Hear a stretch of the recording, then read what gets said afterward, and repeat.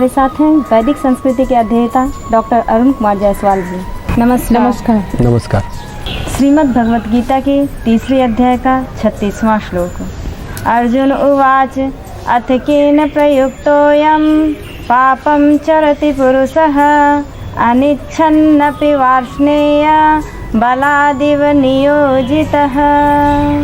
अर्जुन बोले, हे कृष्ण, तो फिर यह मनुष्य स्वयं न चाहता हुआ भी बलात् लगाए हुए की भांति किससे प्रेरित होकर पाप का आचरण करता है। एक बात समझ में नहीं आती कि मनुष्य जब प्रकाशमय परमात्मा का सनातन अंश है तो वह कैसे अंधकार में पहुंच गया।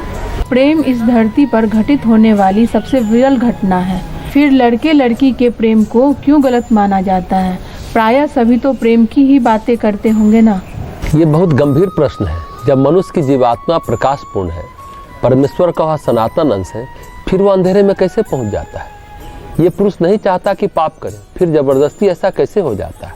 आत्मा नहीं चाहती कि पाप करे, फिर जबरदस्ती वह उस पंख में, उस कीचड़ में कैसे धंस जाता है। जीवात्मा अपने हर स्वरूप में अविद्या, राग, द्वेष, अस्मिता, अहंकार सबसे परे है। एक आसक्ति ही सबका मूल है। वैसे बहुत पुरानी बात है, बनारस में बहुत सिद्ध संत रहते थे। 100 वर्ष की उनकी आयु थी, उनमें कोई विकार नहीं था। एक छोटी लड़की थी 8 या 9 साल की, उनकी उम्र लगभग 300 साल की होगी। वह बच्ची उनको खाना खिलाती थी, खेलते खाते रहते थे, हंसी मजाक करते थे। वह लड़की बीच बीच में बीमार ज़्यादा रहती थी। जब बीमार हो जाती थी तो ऐसा लगता था कि अब मरी तब मरी। अपने योग बल तप बल से वे उसे ठीक कर देते थे। उनके पास शक्तियाँ थी, सिद्धियाँ थी, तपोबल था। वे बहुत निर्मल हृदय के व्यक्ति थे, पर उस लड़की के प्रति थोड़ा भाव था। गलत भाव नहीं था, अच्छा भाव था। एक बार महात्मा जी कहीं बाहर गए हुए थे, आते जाते रहते थे कहीं कहीं। उसी समय लड़की बीमार हो गई और मर गई। वे वहाँ नहीं थे। मरते समय उनको रोज चिल्लाकर बहुत पुकारी, बहुत परेशान हुई, पर वे नहीं पहुँच पाए। उनको खबर ही नहीं मिली। जब महात्मा जी आए और उन्होंने सुना कि लड़की मर गई तो एकदम अवाक और स्तब्ध रह गए। कुछ दिनों तक भोजन पानी नहीं लिया। 8-9 दिनों बाद उन्होंने भी शरीर त्याग दिया। जिसको काल नहीं मार पाया, जिसको विंशोत्तरी दशा के ग्रह कुछ नहीं कर पाए। 120 साल विंशोत्तरी दशा होती है। कितनी बार मार्केस आए होंगे। विंशोत्तरी दशा में 2-3 दशाएं 120 साल के तो निकल गई। जिनको ग्रह मार्केस कुछ नहीं कर पाया, साढ़े साथी शनि की कुछ नहीं कर पाया, वो एक आसक्ति के द्वार से नष्ट हो गए।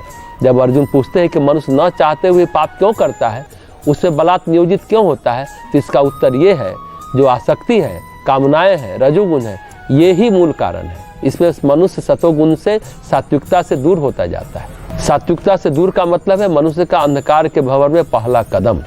यहाँ उसके मन में संग आया। संग 2 पैदा हुआ। संग मतलब आसक्ति, राग साथ चाहना, साथ रहना, साथी बनना। ये सब आध्यात्मिक जीवन के लिए विरोधी बातें हैं। स्वामी विवेकानंद ने एक बहुत प्यारी बात लिखी है, अकेले रहो, अकेले रहो, लीव एलोन, लीव एलोन। जो अकेले रहते हैं वे न किसी को परेशान करते हैं, न किसी से परेशान होते हैं।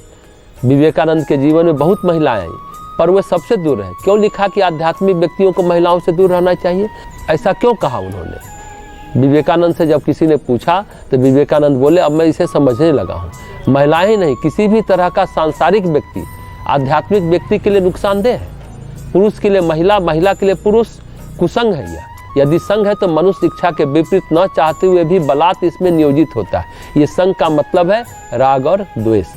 आप साथ कब खड़े होंगे? या तो प्रेम में या द्वेष में। बैर और प्रेम दोनों गुना है। मोह ही कहूँ, क्योंकि प्रेम तो धरती पर अब विरल हो गया है। प्रेम तो होता ही नहीं है। प्रेम इस धरती पर न घटने वाली ऐसी घटना है जो एक तरह से नदारद है। कहाँ घटित होता है यह प्रेम? यह प्रेम के बारे में बहुत कुछ लिखा जाता है, लेकिन है वासना, है कहीं न कहीं आसक्ति, है कहीं न कहीं आकर्षण।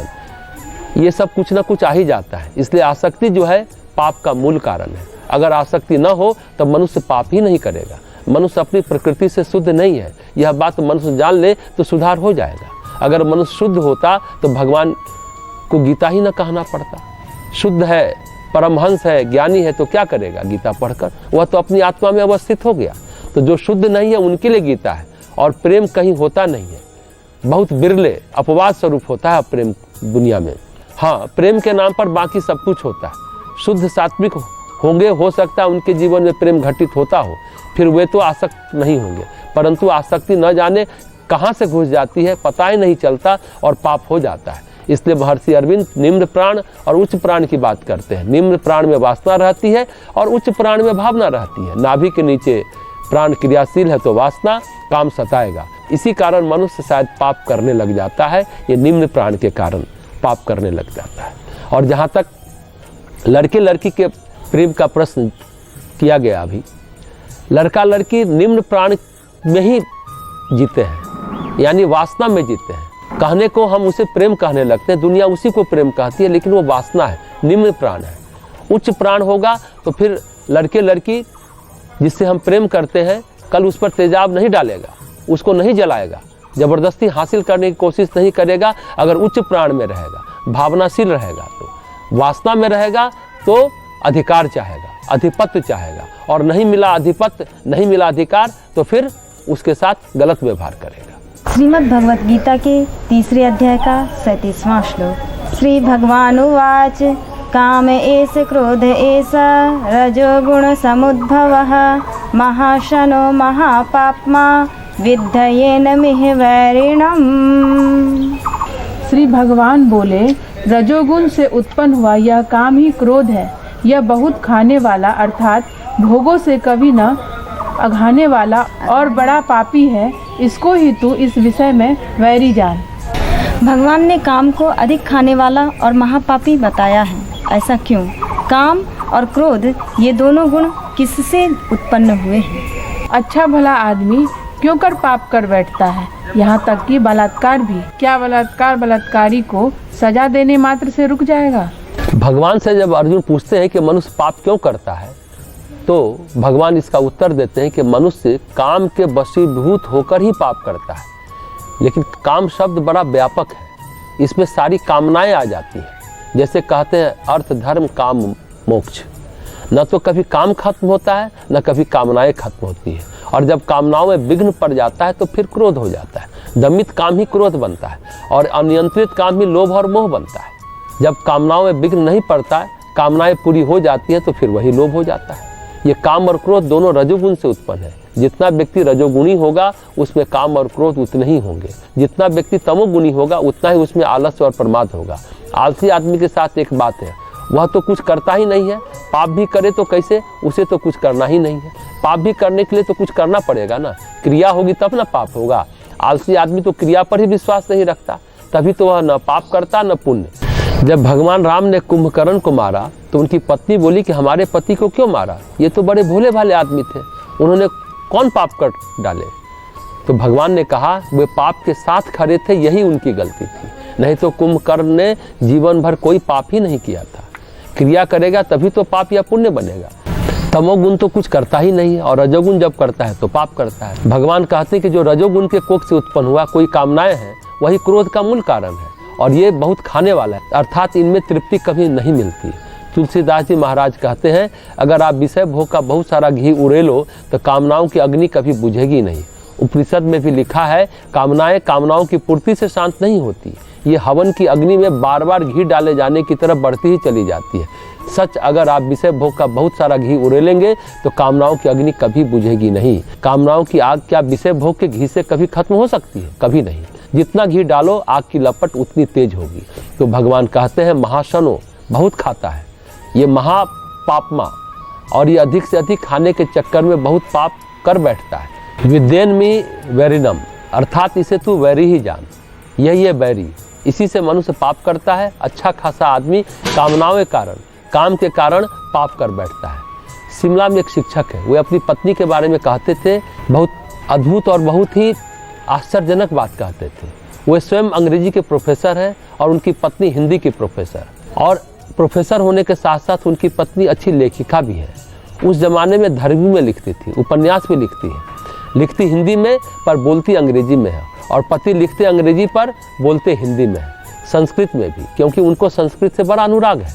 दोनों ने संस्कृत सीखा है, घर में संस्कृत में वार्तालाप करते हैं। उनकी पत्नी कहती है लेकिन टाई लगा कर रखो, हमेशा सूट बूट में रहो, ऐसा करो वैसा करो, नहीं तो चिल्लाती रहती है।